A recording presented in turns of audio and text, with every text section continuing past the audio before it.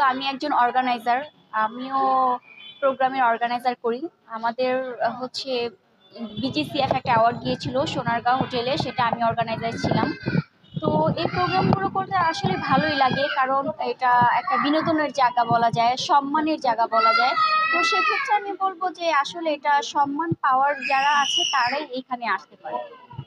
নিজেকে নিয়ে একটি স্বপ্ন দেখে মানুষ নিজেকে নিয়ে। সেই স্বপ্ন কি কখনো নিজেকে নিয়ে দেখেছেন? হ্যাঁ, সবসময় আমি নিজেকে নিয়ে স্বপ্ন দেখি। আমি একজন নারী উদ্যোক্তা। আমি নারী হিসেবে আমি অনেক কাজই করেছি জীবনে।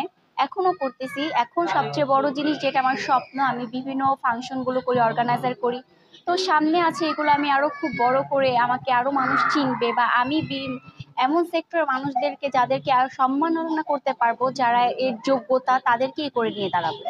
আচ্ছা, আমরা অনেক সময় দেখে অনেক প্রোগ্রামে আমরা যাই।